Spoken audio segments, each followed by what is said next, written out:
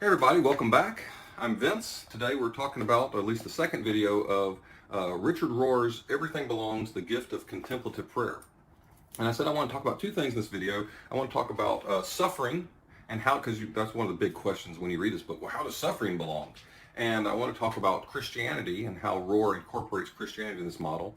Just to remind you, so Rohr basically says we start off life in this inner perfect, this inner circle, this perfect state, this metaphorical garden, and then as we grow up and we look around us and we compare ourselves to others, and we start saying, I am not that, I am this, and we start forming groups, and we form this ego out of really divisions.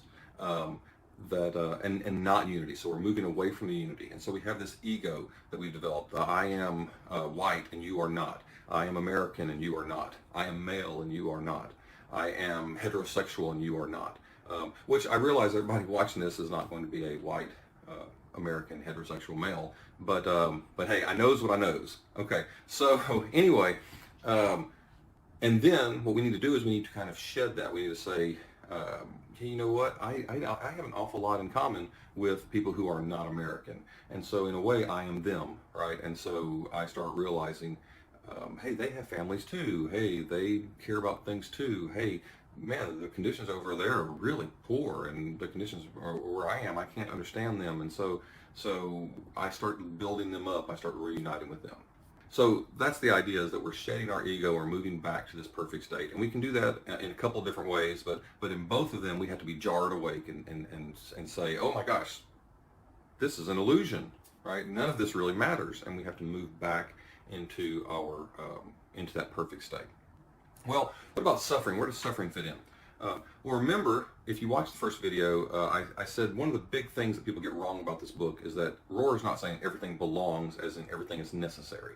What he's saying is that everything is useful in order to see who God is. We can create meaning out of things, or not create it, but it is there. We just have to take hold of it. And so suffering is one of those things. Suffering is not necessary. It doesn't have to be there. But if it is there, we can take hold of that lesson. And here's a couple things that he talks about that you might be able to identify with, or see what he means by this. Let's say you are white, heterosexual male, and then you identify that way, and then you have a kid, and your kid ends up being homosexual, and you're like, oh my gosh, what suffering this is, right? And so a lot of people watching this video might think, oh, that's terrible, that's not suffering. Well, it is to you. If your identity is based in the fact that you are not homosexual, and then you have a homosexual child, that is a form of suffering. And so you have a couple different things you can do with that. One is to learn the lesson of it, which you say, hey, you know what? Maybe homosexuals aren't all that different from me. Maybe I can identify with the homosexual. But what happens too often is, what Rohr says is that we don't learn the lesson of the suffering. And so in this case, you might say, I just can't accept that, and so therefore I have to somehow distance myself from my child, or distance my child from me, so that I can hold on to my identity.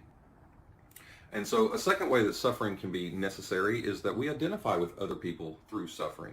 So, well, in that instance, we might have friends that have homosexual children that we say, wow, we were both so anti, and now look here, and so we find comfort in each other. Or you say, like Alcoholics Anonymous. I reached the lowest point in my life. Well, I did too. Let's talk about it. Let's share. You have support groups for people who have lost children, who have lost loved ones. You get divorced, and you say, that's very hurtful, that's very harmful, and so now I can see what it's like for other people who go through similar processes. But again, he says, too often we fail to learn that lesson. We just go out and we pop pills, or we find comfort in other things, or we just fill our head with other joys that can take our mind off of that suffering. When what really needs to happen is we need to understand it and say, hey, here's something I need to take hold of, and I need to start identifying with other people.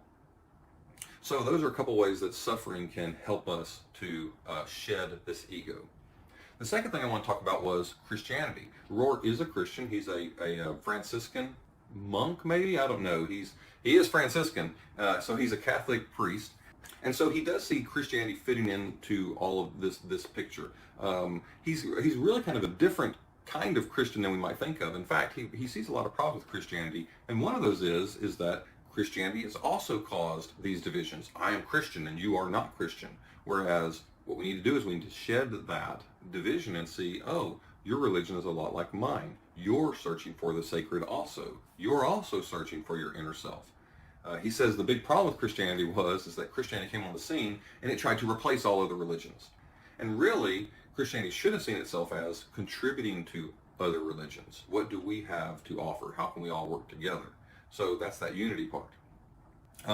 The first thing he says about Christianity is that notice that Jesus came into the world. Okay, and that's the last point that I made in the last video. We're not taught to exit the world. You need to find your inner self and stay at peace and exit the world.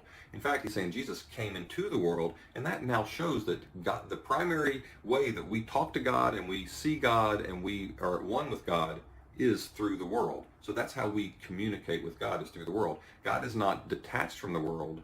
God is intimately involved in the world, and God shows that through Jesus.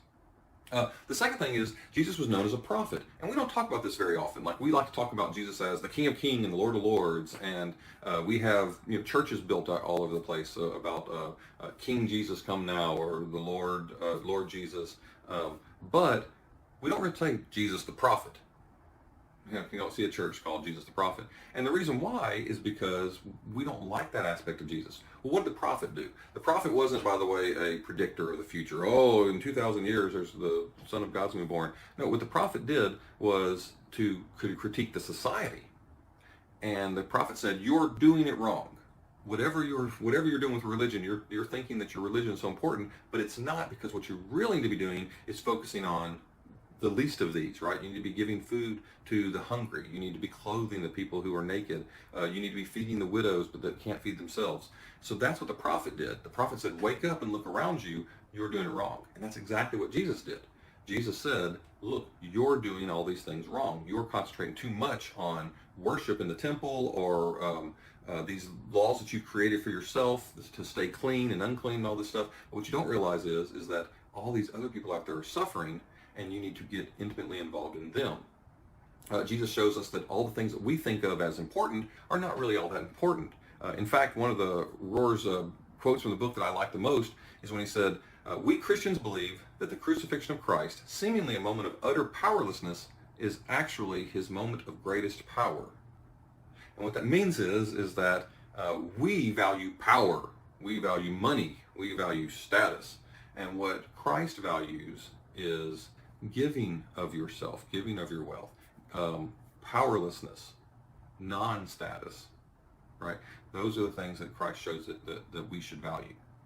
The third thing Rohr talks about is he notices that Jesus makes a lot of these references to mixtures, like mixtures of yeast and flour, or salt and unsalty, or weeds and wheat. And Jesus says, like, let the weeds and the wheat both grow together. And what Rohr sees there is that Jesus recognizes that there's good and bad in everything. And so that's one of the things that Rohr is getting at, is that we need to notice that we are not just all good, we're not just all bad, we're both. And that helps us identify with other people also. And so what Rohr says is that we are like this metaphorical Jesus hanging on a cross, always between a good thief and a bad thief. And Jesus forgives both of them, Rohr wants to mention.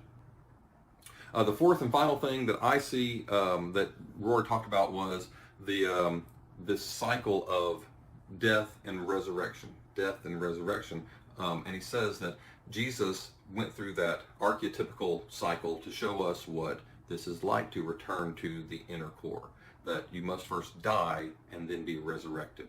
And so we need to follow the footsteps of Jesus in the way that we return to our center. And he said this pattern of death and resurrection is what we celebrate all the time when we celebrate the Lord's Supper, or the Paschal Mystery. That's what it's all about, is awakening to our true identities, and that means awakening to God.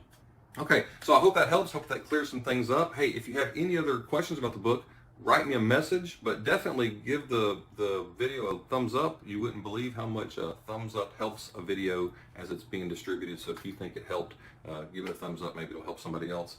All right. Catch you later.